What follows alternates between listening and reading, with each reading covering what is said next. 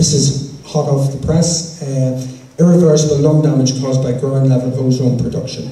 Ozone's a great idea if it's in the right place, but on the ground it's not a good idea.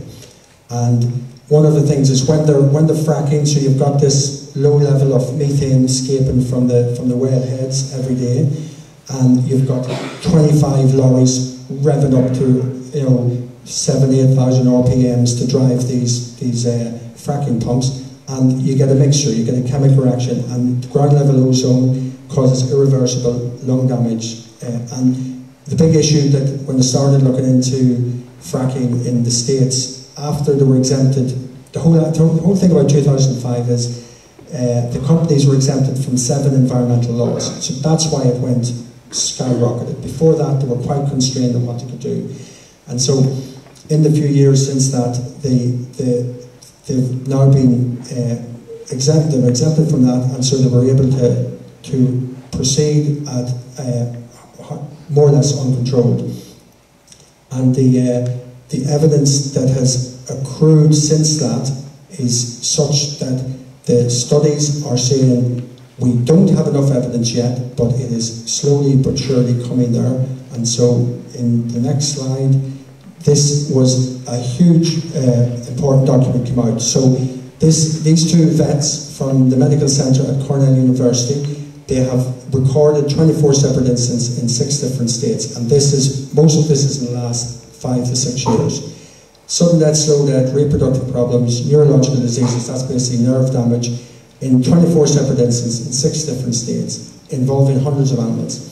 Now, it also, in fact, they mentioned that there was some of the human owners, mostly it was cattle, horses, pigs, sheep. It takes a lot to kill a cow, especially if it's drinking dodgy water, and yet in one of the incidents, and I just want to read them to you, it's quite powerful.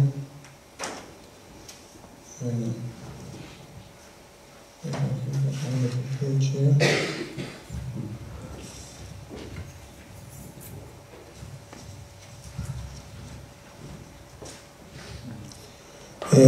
Case number 2. So there was a creek into which wastewater was accidentally dumped and was a source of water for 60 head of cattle, and the remaining 36 head of cattle were kept in other pastures nearby but without access to that creek. Of the 60 head of cattle that were exposed to the creek water, 21 died and 16 failed to reproduce calves the following spring. Of the 36 that were not exposed, no health problems were observed, and only 1 cow of the 36 failed to breed the following year. So that's what's known as a control, that almost everything else was equal. They were both on the same farm, same past history of whatever vaccinations or treatment, but the only variable was the fact that some of them had been exposed to wastewater was spilled. And then the next one down, it says, on another farm, 140 head of cattle were exposed, and when the liner of a wastewater pond allegedly became split and the water was released, the fluid drained into the pasture of the farmer and into the pond where his cows used to drink the water. Of the 140 head of cattle exposed to the wastewater, approximately 70 died within 24 hours, and there was a high level of stillborn and stunted growth calves the following year. The remainder head of cattle that were on another pasture with the same farmer did not have access to that water, and they showed no health or growth problems the following year. So there's 24 examples of that, involving hundreds of animals, and it just shows that the big issue is the water on the surface. So it's been mentioned before different ways that the water can leak, but the animals are markers for humans. Humans have a slower reproductive system. We have it takes longer for us to mature. So most animals are what's known as sentinels in healthcare. If things are happening then, there's a very high risk that it'll happen to us down the line. So their lag time could be a few weeks, maybe even a year or 2. Lag times in humans can be 10 to 20 years.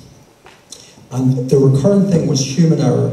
Guys reversing lorries, pouring the stuff into the wrong place, cleaning out the lorries. We've all seen guys clean out cement lorries for the last 20 years. If these guys start cleaning out their frack lorries just to rinse them out before they go back to pick up more stuff, it's surface water contamination is a huge issue. And in one of the in that report from Sean Coffey, he states that There was one professor in the university was dismissed from his post when he raised public health issues in his research because the university received a lot of funding. So the university became under pressure to remove this researcher who had shown connections between shale gas extraction and public health issues. And this is what people are faced with over in the States. Without rigorous scientific studies, the shale gas drilling boom sweeping the world will remain an uncontrolled health experiment on an enormous scale. America is already experimenting on its population. It's a shame, but that's what the physicians over there and the veterinary surgeons know what's happening. We do not want to do the same over here. So this research, and this has really only come out in the last, probably the guts of this, the first paper was in 2008, last year there was a few more papers. It's beginning to accrue, and that's only 5 to 6 years. As can be seen from this, that high volume hydraulic fracking has huge health implications. We need more health research, and this will gradually come on stream in the USA over the next 10 years. So we need a moratorium in place for the foreseeable future to see what happens over there. Our governments need to decide which comes first, public health or profit.